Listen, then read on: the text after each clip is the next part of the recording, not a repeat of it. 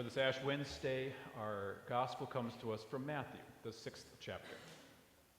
Jesus said to the disciples, "Beware of practicing your piety before others in order to be seen by them, for then you have no reward from your Father in heaven. So whenever you give alms, do not sound a trumpet before you as the hypocrites do in the synagogues and in the streets, so that they may be praised by others. Truly, I tell you, they have received their reward.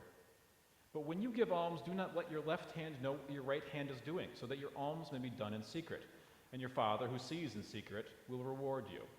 And whenever you pray, do not be like the hypocrites, for they love to stand and pray in the synagogues and at the street corners, so that they may be seen by others.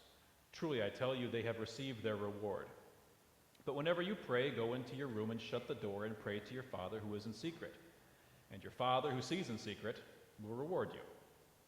And whenever you fast, do not look dismal like the hypocrites, for they disfigure their faces so as to show others that they are fasting. Truly, I tell you, they have received their reward. But when you fast, put oil on your head and wash your face, so that your fasting may be seen not by others, but by your Father who is in secret. And your Father who sees in secret will reward you. Do not store up for yourself treasures on earth, where moss and rust consume, and where thieves break in and steal. But store up for yourself treasures in heaven, where neither moth nor rust consumes, and where thieves do not break in and steal. For where your treasure is, there your heart will be also." This is the word of the Lord. Praise to you, Lord. You may be seated.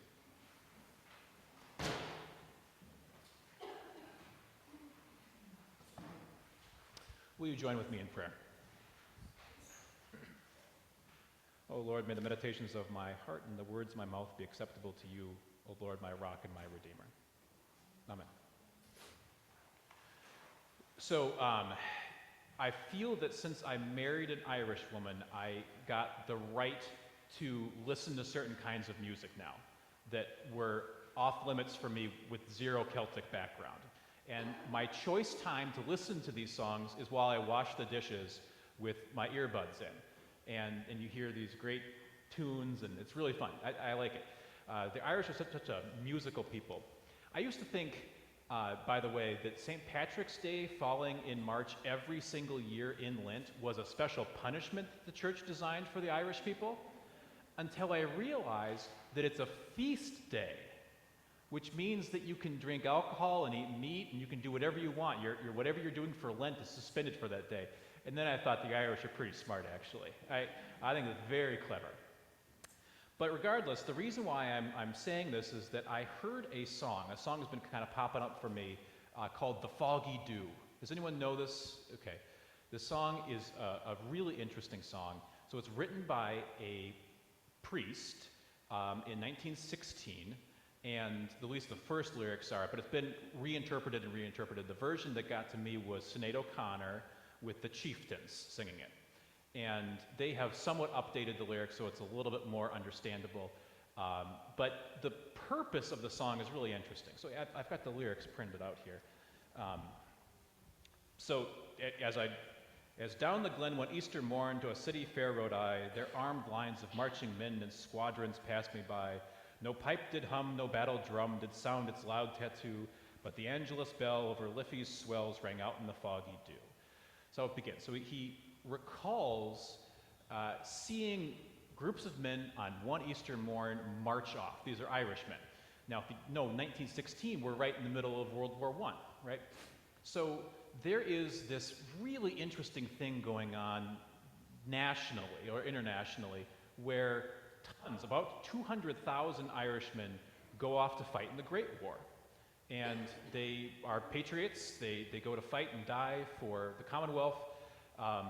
They, however, have a little bit of a tension because one of the stated reasons of the First World War is the defense of small nations, by which they mean Belgium.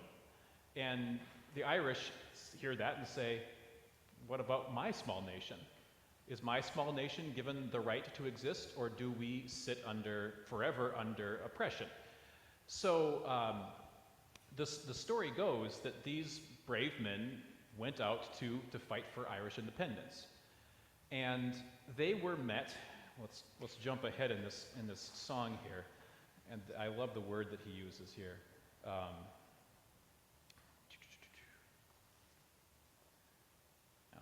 exactly right. He says, Britannia's Huns, and their long-range guns. That's the line. Britannia's Huns and their long-range guns. And it's a beautiful piece of poetry because it contrasts the bravery of these few men who went out to fight with the kind of callous remove of ships that set sail in the Foggy Dew to basically annihilate these patriots. I've been thinking a lot recently about what it means to have a meaningful death. Now, we could talk a lot about what it means to have a meaningful life and how it is we're supposed to conduct ourselves. We'll definitely do that in the season of Lent. You'll do some self-examination and ask, what can I do? Should I do something different for Lent? But on Ash Wednesday, interestingly, we form ourselves and we begin our Lent with a statement of mortality. Not of life, but of death. And I'll put a sign on your forehead and speak some words reminding you that you're going to die one day. It informs basically everything we do with our lives, that we will die. And these fearless men but few, as we hear in the Foggy Dew, marched out knowing exactly what was going to happen to them. They knew that they were going to die. The question about this song for me is, what is its purpose? So on one hand, it is to tell a story, like any good Irish song, right? Is to weave a good yarn and to tell a story. Because I'm guessing that there was probably a number of you actually who did not know about the Easter Massacre. And the fact that it is a bit of unknown history, and that it was even, it was widely understood, and this is probably the second reason of writing this, it was more understood in its time because there were people who were singing songs about it. So this was informative, not just storytelling, but also informative. But I think the third reason why you sing this song is to answer that question. What is a meaningful death? And were the deaths of these men meaningful deaths? The song ends this way. And do you know this song, Nora? You should, you don't know it.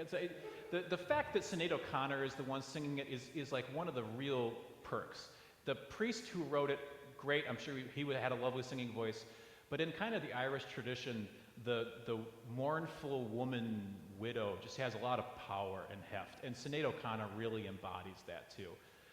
There's a vulnerability in her voice that is really powerful, but unfortunately, I didn't get with anybody before this, so I do want to try to sing this. Okay. And back through the... No, I'm not going to get it right. Never mind, sorry. And back through the glen I rose. Again my heart with grief was sore, for I parted then with valiant men, whom I shall never see no more.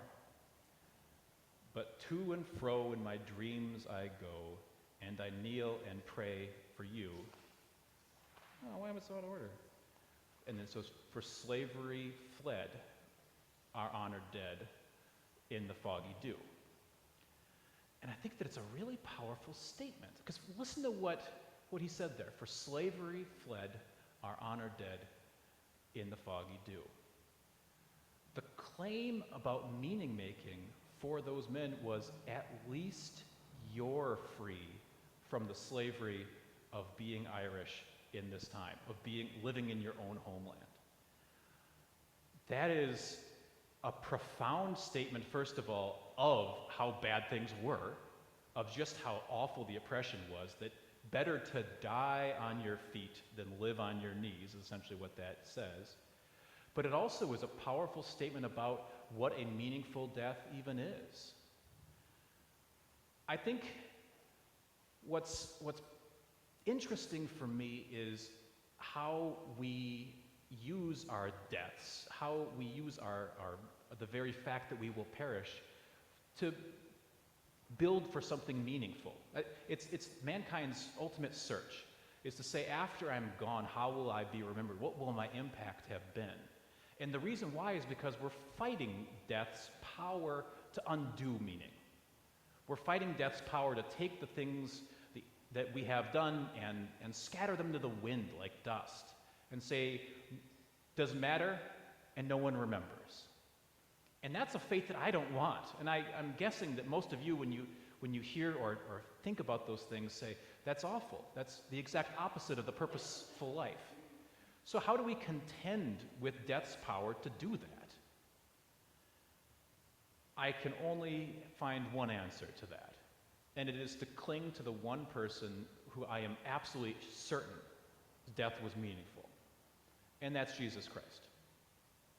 If there is any death that takes on significance that is eternal and that goes beyond death, it's the death that destroyed death itself.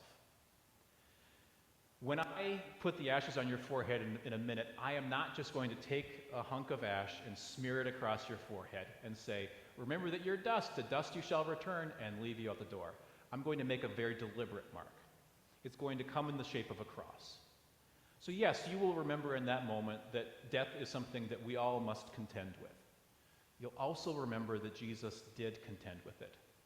God met that death and destroyed death and made it possible for each and every one of us not just to live meaningful lives, but to die meaningful deaths.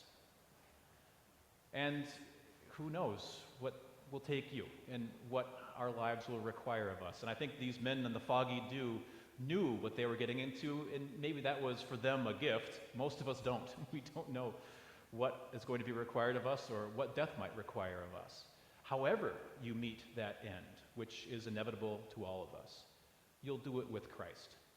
Remember this day what Christ has done for you as you receive this mark on your forehead. Amen.